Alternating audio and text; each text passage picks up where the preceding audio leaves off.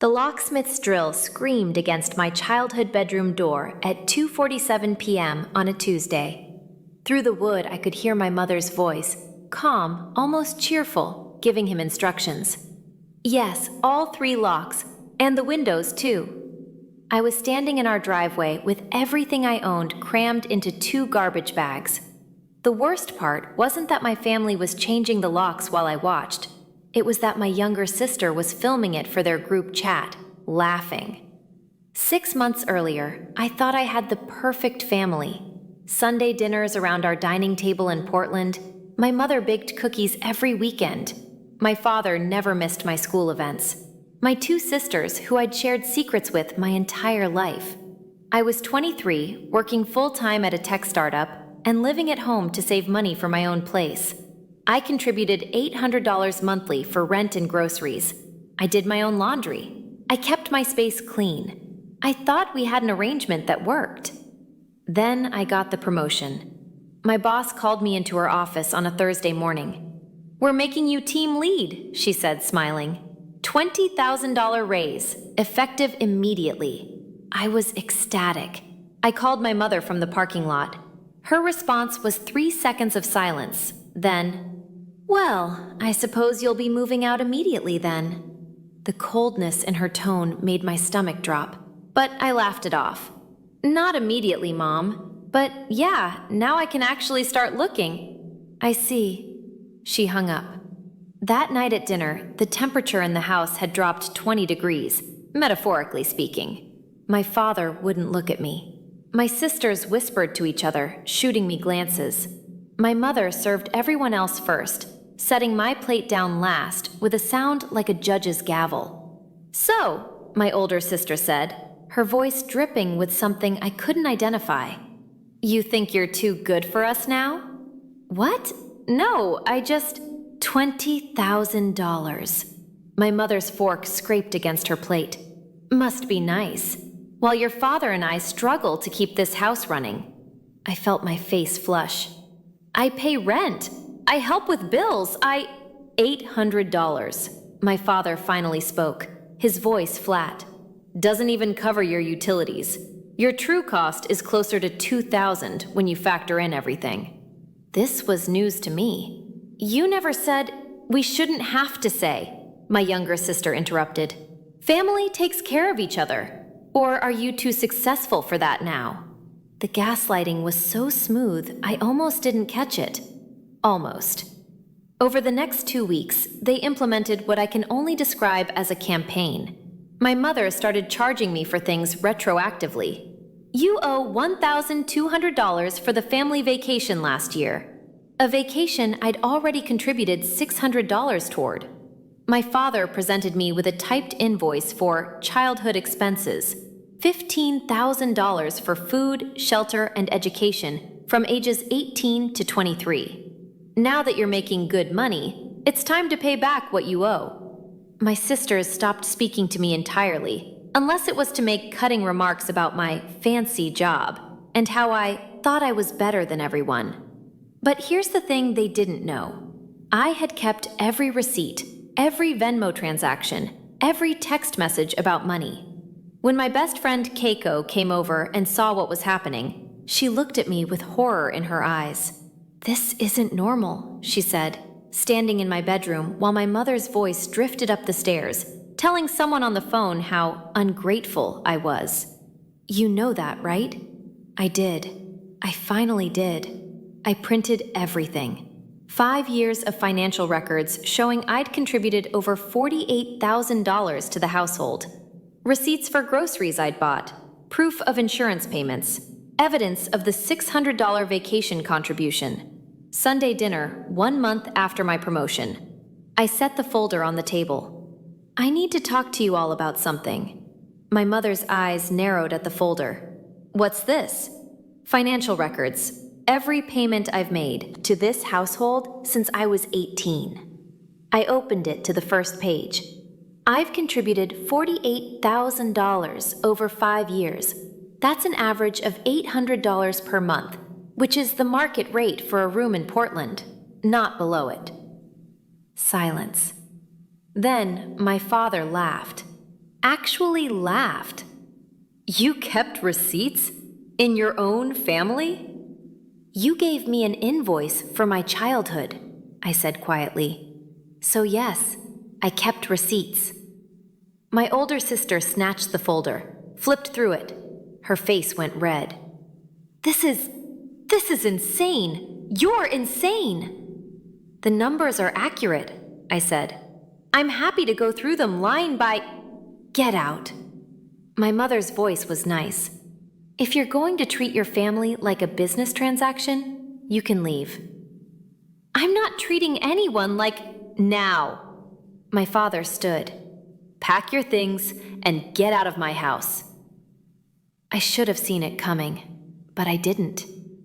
I went to my room to start packing, figuring I'd stay with Keiko for a few days while things cooled down. But when I tried my door handle, it wouldn't turn. They'd locked me in. I knocked, then pounded. Hey, the door's stuck! My younger sister's voice came through, sing-songy. No, it's not. We're changing the locks. Mom and Dad's orders. My heart started racing. What? You can't... Locksmith's coming at 2:30, she continued. You have until then to get your stuff out the window. Oh, and we've already packed most of it for you. Check the driveway. I looked out my second-story window. 2 black garbage bags sat on the concrete below. 2 bags. For 23 years of life. The locksmith arrived at 2:47 p.m., exactly as promised. I climbed out my window, dropped to the grass, and carried my bags to the driveway. My mother stood on the porch, arms crossed, watching me like I was a stranger. You can pick up the rest at Goodwill, she said. We're donating it. The rest? My books? My computer? Our house, our rules. You want to be independent? This is independence. That's when I saw my sister with her phone, recording, giggling. Keiko picked me up 20 minutes later. I sat in her passenger seat, garbage bags at my feet, completely numb. I don't understand, I whispered. What did I do? She gripped the steering wheel tighter. You succeeded. That's what you did. Over the next week, staying on Keiko's couch, I learned the pattern had a name: financial abuse, family scapegoating, narcissistic punishment. I found a Reddit thread at 3 a.m, scrolling on my phone while Keiko slept. Families who punish success. Hundreds of stories like mine. Thousands of people whose families turned on them the moment they showed signs of independence. One comment stuck with me. They don't want you to fail. They want you to succeed just enough to exploit, but never enough to leave. I cried for the first time since leaving. Not sad tears, angry tears. My bank app notification woke me on day 9. Unusual account activity detected. Someone had tried to access my savings. The account I'd never told my family about, where I'd been putting away money for the past 3 years. The login attempt came from my parents' IP address. I knew because I'd helped set up their Wi-Fi, and I recognized the location tag. They were trying to steal from me. I called the bank immediately, changed all my passwords, and added 2-factor authentication. Then I called a lawyer. The consultation was free. The lawyer, a woman named Daphne Rodriguez, listened to my entire story without interrupting. When I finished, she leaned back in her chair. Do you want to know what they're really afraid of? She asked. What? That you'll realize you never needed them. That you're successful despite them, not because of them. And once you realize that, she smiled slightly, you're free.